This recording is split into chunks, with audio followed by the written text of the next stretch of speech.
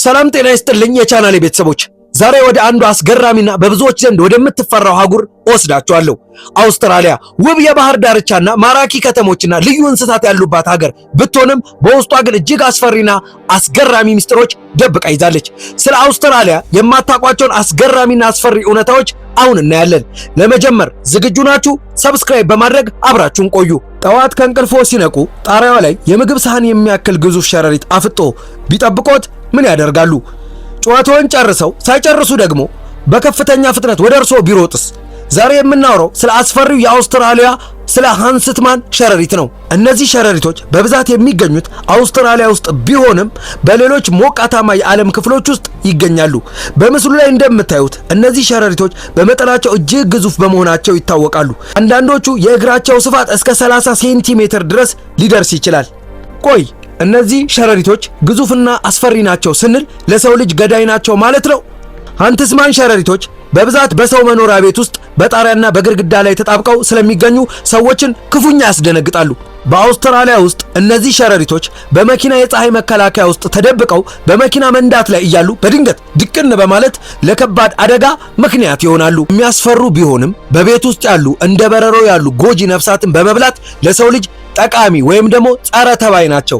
መርዛቸው ለሰው ልጅ ገዳይ አይደለም፣ ነገር ግን ንክሻቸው ያሳምማል።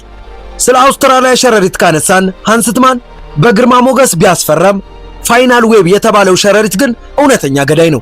ይህ ሸረሪት እጅግ ጠበኛና መርዙ በደቂቃ ውስጥ የሰው ልጅ የመግደል ችሎታ አለው። አውስትራሊያ ውስጥ ጫማ ከመልበሶ በፊት ማንኳኳት ያለበት ለዚህ ነው። እናንተስ እንዲህ አይነት ግዙፍ ሸረሪት መኝታ ቤታችሁ ውስጥ ብታገኙ አብራችሁ ትኖራላችሁ ወይስ ቤቱን ጥላችሁ ትወጣላችሁ? አስተያየታችሁን ኮመንት ላይ ጻፉልኝ። ለቻናላችን አዲስ ከሆናችሁ ሰብስክራይብ የምትለዋን ቀዩን ምልክት በማጥፋት የደውል ምልክቷን ኦንላይን ማድረጋችሁን እንዳትረሱ። ሰብስክራይብ ያረገጅ አይጠፋም። ወደ ቀጣዩ እውነታ ልውሰዳችሁ። ተፈጥሮ ውብ ናት አይደለ? ግን ተጠንቀቁ። አሁን የምታዩትን ተክል የነካችሁ ሰዎች ብትገሉኝ ይሻላል እስከ ማለት የሚያደርስ ሲኦላዊ ህመም ይሰጣል። የራስ ማጥፊያ ተብሎ የሚጠራው በአውስትራሊያ ውስጥ የሚገኘው ጂምፒ ተክል ላስተዋውቃችሁ። በአውስትራሊያ ውስጥ እንስሳቱ ብቻ ሳይሆን ተክሎቹም ያስፈራሉ። ጂምፒ የተባለው ተክል ደግሞ የራስ ማጥፊያ ተክል በመባል ይታወቃል። ይህ ተክል በብዛት የሚገኘው በአውስትራሊያ ውስጥ ሲሆን በተለይ በሰሜን ምስራቅ የሀገሪቱ ዝናባማ ደኖች ውስጥ ይበቅላል።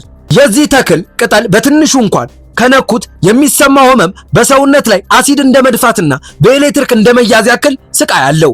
ይህ ህመም ለወራት አልፎም ተርፎ ለዓመታት ሊቆይ ይችላል። ቅጠሉ ላይ ያሉ ረቂቅ መርዛማ ፀጉሮች በቆዳ ውስጥ ተቀብረው ስለሚቀሩ በብርድም ይሁን በሙቀት ሰዓት ህመሙ በየጊዜው እየተቀሰቀሰ ሰውን ያሰቃያል። አስቡት፣ ይህ ተክል ከነካችሁት በኋላ ህመሙ ለዓመታት ሊቆይ ይችላል። አንድ ቀን ወደ አውስትራሊያ ሄዳችሁ ጫካ ውስጥ ስትጓዙ ቆንጆ ቅጠል ስላያችሁ ብቻ እንዳትነኩ። ህይወታችሁን በሙሉ በህመም ልትጸጸቱ ትችላላችሁ። እናንተስ ይህን ተክል ባለበት ጫካ ውስጥ ለመጓዝ ድፍረቱ አላችሁ?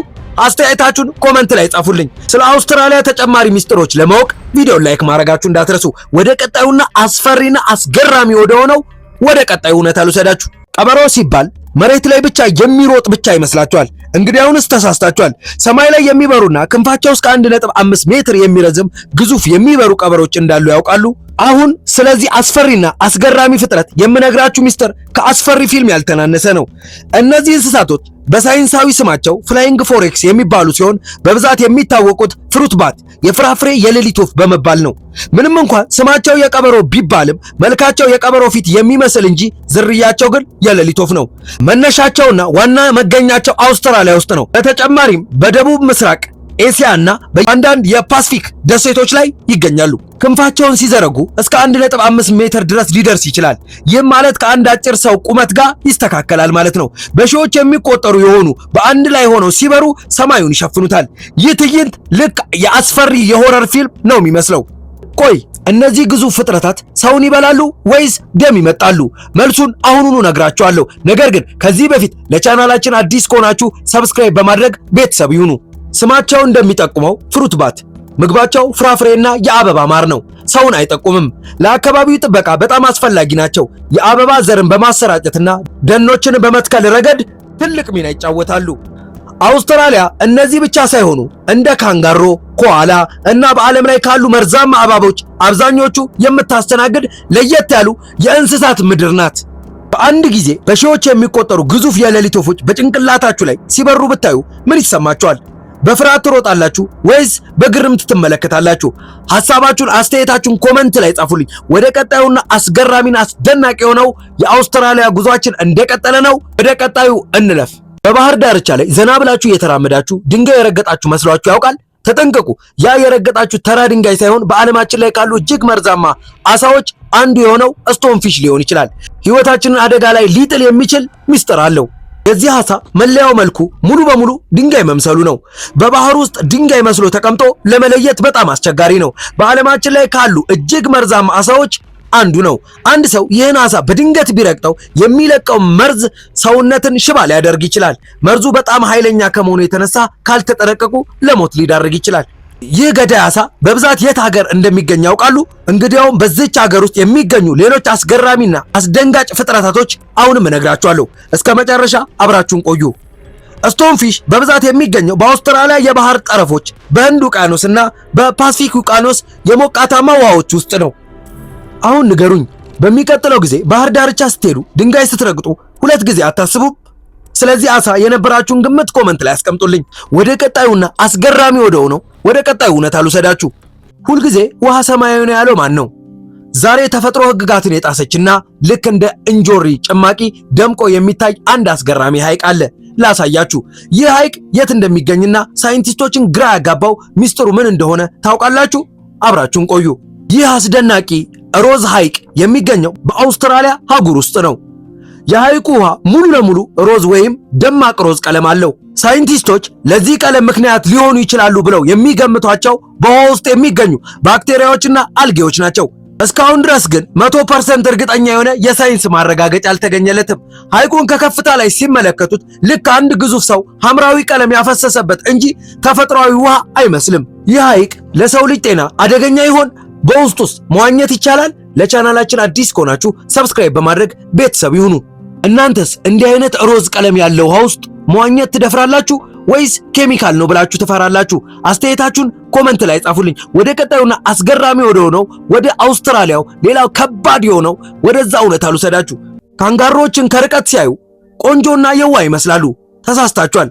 እነዚህ እንስሳት በቅርበት ስታዩ እጅግ ጠንካራና ጡንቻቸው የፈረጠመ የቦክስ ተፋላሚዎችን ነው የሚመስሉት። በአንድ ምት የአንድን ሰው አጥንት በቀላሉ ሊሰብሩት እንደሚችሉ ያውቃሉ? ካንጋሮች በተለይም ወንዶቹ እጅግ ጠንካራና ጡንቻማ ናቸው።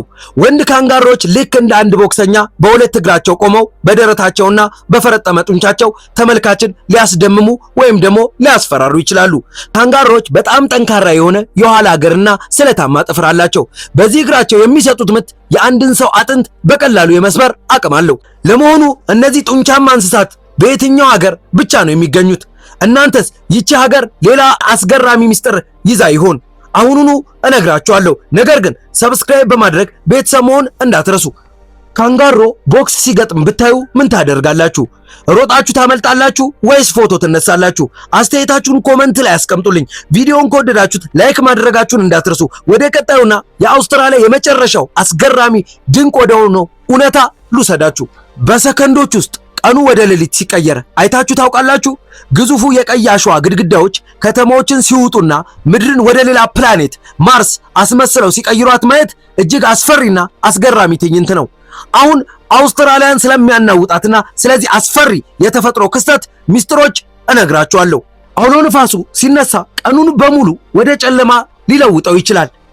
ግዙፉ የቀይ አሸዋ ግድግዳዎችን በመፍጠር ከተሞችን የማጥለቅለቅ አቅም አለው። ይህ አቧራ ከአውስትራሊያ በረሃማ ተነስቶ እስከ ኒውዚላንድ ድረስ ሊጓዝ ይችላል። አውሎ ንፋሱ ከተማዋን ሲሸፍናት ምድር ሳይሆን ማርስ ፕላኔትን ነው የምትመስለው። ከተማዋ በድንገት በቀይ አቧራ ብትሸፈን ቀኑ ወደ ሌሊት ቢቀየር ምን ታደርጋላችሁ? ይህ አስፈሪ ትዕይንት በአካል ለማየት ትደፍራላችሁ? አስተያየታችሁን ኮመንት ላይ አስቀምጡልኝ። ስለተከታተላችሁኝ አመሰግናለሁ። በቀጣይ ቪዲዮ እስከምንገናኝ ቻው።